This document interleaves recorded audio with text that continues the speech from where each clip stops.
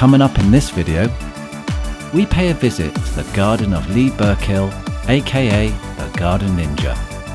We shall also be giving our kitchen garden an autumn tidy up, planting bulbs, and of course, as it's October, it's all about squashes and Halloween pumpkins.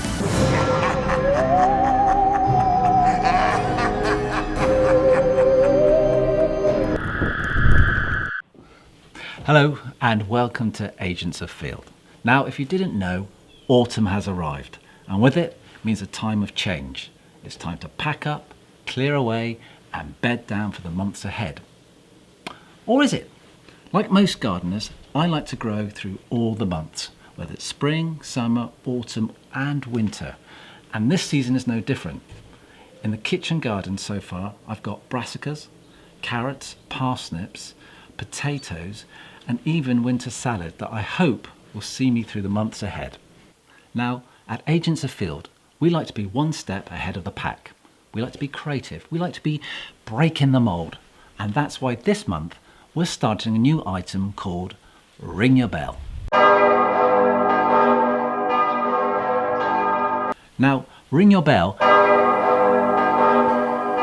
thank you, is an item where we hand our camera over to our favourite gardener, podcaster, blogger, or someone we think who's breaking the mould right now. And this month we've got someone special. He goes by the name of the Garden Ninja and, well, I tell you what, why not let him explain who he is and what he does.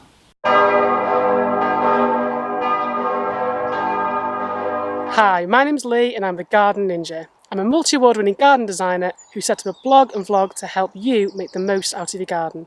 So if you're time poor or you don't fancy going back to horticultural college, then my guides are here for you. They're going to help you save time and teach you the basics without years of intensive study. So if you want to make the most out of your garden, then follow me and I will help you and show you all the behind the scenes hints, tips and hacks to make your garden awesome. Now, outside of my design practice this year, I've decided to grow all my own plants plastic free. And all of these specimens behind me have all been grown from seed without the use of any plastic. And if that interests you and you want to find out more, check out my channel because there's a whole series of gardening without plastic vlogs.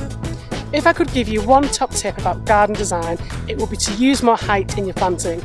Now, for some reason, people are scared of introducing taller plants thinking they're going to take over with loads of maintenance, but that's not the case. If you include different layers of height in your garden planting plans, not only will you make your garden look bigger by giving it depth, but you can extend the season of interest by including things like grasses and rich herbaceous perennials that will carry your garden all the way through the autumn. If you want some guidance on what to do and planting ideas, then check out my channel because we've got loads of that on there. So if you're looking for garden design hints, tips and hacks and ways to spend more time enjoying your garden than doing mundane tasks, head over to my YouTube channel or my blog gardenninja.co.uk. I answer every comment that I get, so if you've got a question, why not ask me? Now back over to my good mates, Agents of Field. So there you go, that is Lee, aka the Garden Ninja. And I have to say, as someone who knows the fella and has met him several times, I think he's an amazing chap. He's doing some great things and I think he's someone to watch. This is Nigel. He's been part of the undead for over 150 years. Despite hitting the over 100-old monthly disco night, Nigel struggles to meet new people. Meet Colin, successful career in drinking flesh blood, yet it's because of his career, paying the coffin bills and always looking so sexy, like Angel in Buffy Vampire Slayer, that stops him meeting the vampire of his nightmares. Even Tinder and dating websites only offer warm-blooded companionship. And this is Sasha. She's not part of the living dead. She's just generally a very miserable person. If you've been howling at moon because your nightlife is affecting your social life, then it's time to make a change. Get yourself a pumpkin. That's right, after lengthy research, top scientists have discovered if you want friends, then get a pumpkin. Here's Carla. See how she was before pumpkin love? Now look at her. She can't get enough of that pumpkin. Alright Carla, now you're just being weird. So, this Halloween, don't lurk in the shadows. Grab yourself a jack-o'-lantern and join the party. No actual pumpkins were harmed in the making of this film. If you are carving pumpkins this Halloween, don't waste the flesh. Pumpkin is a brilliantly versatile vegetable that can be used in all sorts of different dishes, from soups to curries to cakes. Check out the pumpkin recipes on agentsoffeel.com for some seasonal culinary inspiration. October to me is the month of bulbs. Whether edible or floral, now's the time to get them in the ground. So let's get them in the ground. For this demonstration, I'm going to be planting my bulbs in pots. So I'm going to need a pot, horticultural grit, compost, and of course, bulbs. Tulips, daffodils, and irises. With a good layer of grit at the base, this will prevent bulbs sitting in wet conditions throughout the winter months. Next, I add a thick layer of compost. Taking my tulip bulbs, I place them tip up on the top of the compost, ensuring they're planted 3 times their depth. Again, adding another layer of compost, I plant mini daffodils as I want more than one floral display from this pot. And then add another layer of compost. The final flower for this spring display is mini irises. So what I'm creating here is a lasagna effect. When one flower finishes, it hands on the baton to the next layer. Place your pot somewhere bright, warm, and away from cold winds.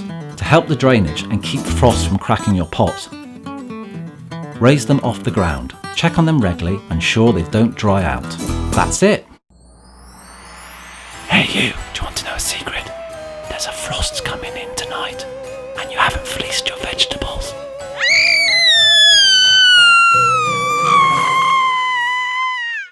So we're into autumn and I'm looking out across the kitchen garden and it's looking a little bit shabby, and so it should. You know, this is the time of year where our gardens and allotments should look shabby.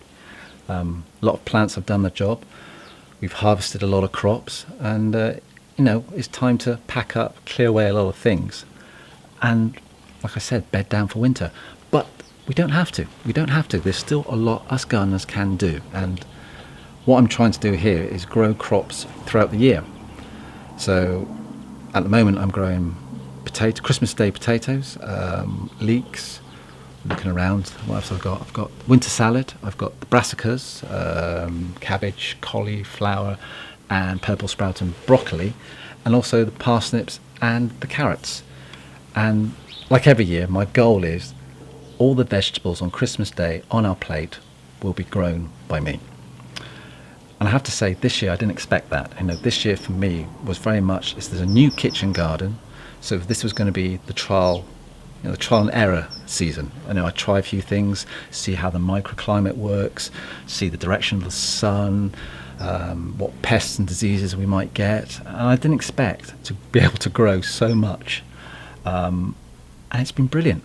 We have had a brilliant growing season, and touch wood, there'll be many more to come. And next year, I'm already planning. Next year, I tend to plant a lot more veg and different varieties.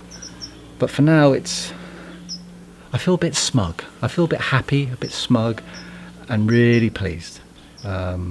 This garden in a short period of time has done so much for my gardening skills and for my well-being.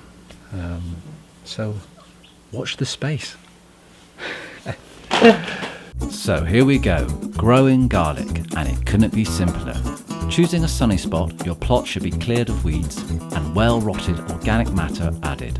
Garlic bulbs, labels, and a straight edge to create your rows. Taking your finger, push a hole to the depth of 2.5 to 3 centimetres into the soil and place your clove in tip up. Ideally, rows should be 10 to 15 centimetres apart. Garlic needs the winter months as the cold weather helps them to form their cloves. With your cloves planted, cover over. Either using mesh or fleece, cover the area to stop hungry birds from pulling up your emerging bulbs. That's it. So there you go. That's jobs done for another month.